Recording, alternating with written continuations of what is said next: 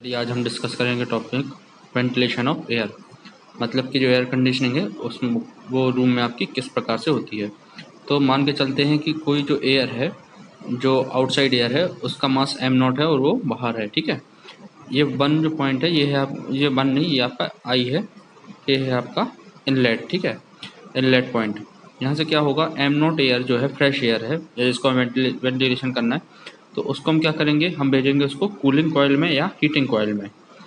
ठीक है, अगर हम बात करें ये समर एयर कंडीशन की, तो ये कूलिंग कॉइल होगी और ये क्या करेगी, कूलिंग करेगी और डीह्यूमिडिफिकेशन करेगी। ठीक है, समर एयर कंडीशनर की बात कर रहे तो फिर क्या होगा, यहाँ से वो एयर क्या होगी, ठंडी होके आगे फ्लो करेगी और ये कहाँ पे जाएगी, आपके रूम में।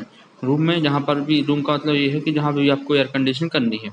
उसके बाद क्या होगा, ये वहाँ से हीट को एब्जॉर्ब करेगी, रूम को ठंडा करेगी और ये आउट हो जाएगी, बाहर हो जाएगी। ठीक है, इसको अपन आई से रिप्रेजेंट कर रहे हैं और फिर ये उसी मास एम आई से बाहर आ जाएगी। ठीक है, फिर ये इनलेट हो जाएगा और ये आउटलेट हो जाएगा, फिर ये आपस में मिक्स हो जाएगी और फिर इसमें ये साइकिल आपकी चलती रहेगी। ठीक है, क्या होता है कि it is the amount, actually में वेंटिलेशन ऑफ एयर में क्या होता है, अमाउंट ऑफ फ्रेश एयर मानते हैं कि हमें कितने अमाउंट की फ्रेश एयर चाहिए कि रूम में हम जो प्योरिटी है एयर की वो मेंटेन कर सकें। प्योरिटी कैसे है कि उसमें कोई भी जो आपके डस्ट पार्टिकल्स हैं वो नहीं आना चाहिए।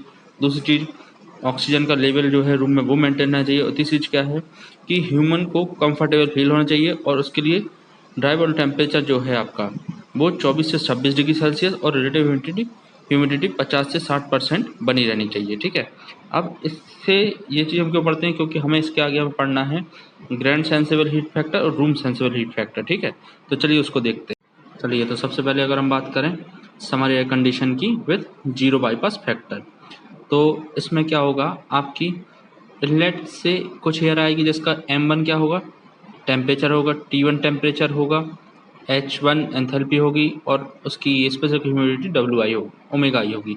सेम क्या होगा, दूसरी एयर जो रहेगी, क्या है इसमें, जो हम वेंटिलेशन एयर करते हैं उसमें क्या करते हैं, हम कुछ क्वांटिटी में फ्रेश एयर मिलाते हैं, कुछ क्वांटिटी में हम एयर को रिसर्कुलेट करते हैं। ठीक है, तो इसमें जो आउटलेट होगी उसमें क्या होगा, m0 होगी, T0 होगा, H0 होगा और ओमेगा नॉट होगा।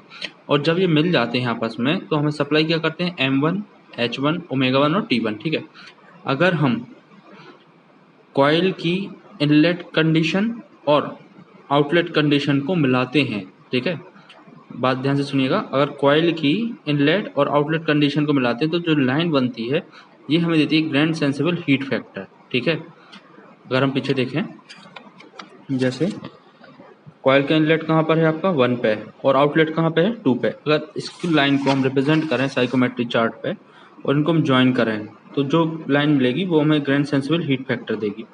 सिमिलर केस में अगर रूम सेंसिबल हीट फैक्टर की बात करें तो रूम सेंसिबल हीट फैक्टर होता है हमारा कि जो रूम है उसकी इनलेट कंडीशन और आउटलेट कंडीशन को अगर हम ज्वाइन करें तो जो लाइन मिलती है उसको हम बोलते हैं रूम सेंसिबल हीट फैक्टर। ठीक है, अब ये कैसे होते हैं, अब इसमें जो मास रहेगा उसके बारे में थोड़ा सा डिस्कस कर लें। m1 जो मास रहेगा आपके रूम में सप्लाई होगा वो क्या होगा, इनलेट का और आउटलेट का ऐड होगा, सेम एंथैल्पी के टर्म्स में रहेगा और सेम इसके आपका टेम्परेचर के टर्म में और सेम स्पेसिफिक हीट के टर्म्स में रहेगा। ठीक है, अब चलिए चलिए तो अब हम बात करते हैं कि ग्रैंड सेंसिबल हीट फैक्टर क्या होता है। जैसा कि मैंने अभी बताया था आपको कि it is the line generated by the joining the inlet and outlet condition of the coil. ठीक है, जो कॉइल की इनलेट और आउटलेट कंडीशन है 1 और 2 पे, इनको अगर हम ज्वाइन करेंगे तो आपको ग्रैंड सेंसिबल हीट फैक्टर मिलेगा। और ठीक है, रूम सेंसिबल हीट फैक्टर क्या होता है, जिसको हम RSHF कहते हैं। ये क्या होता है, line generated by the joining the inlet and outlet condition of the room. ठीक है, अगर हम रूम की इनलेट कंडीशन और आउटलेट कंडीशन को ज्वाइन करते हैं तो हमें क्या मिलता है, रूम सेंसिबल हीट फैक्टर। ठीक है, it is defined as the, और इसको और हम पढ़ें तो it is defined as the ratio of room sensible heat to the room total heat. तो ये जो रहेगा आपका रूम सेंसिबल हीट क्या है आपकी 2 से 3 के बीच में। ठीक है, और ये जो आपका बन रहा है 3 से I के बीच में, ये होगी लेटेंट हीट। क्यों, क्योंकि इसमें टेम्परेचर सेम है और फेज चेंज हो रही है। ठीक है, ठीक, और स्पेसिफिक ह्यूमिडिटी क्या हो रही है, इसमें बढ़ रही है। ठीक है, तो ये आपका हो जाएगा रूम टोटल हीट फैक्टर। ठीक, इसके आगे हम कल बात करेंगे।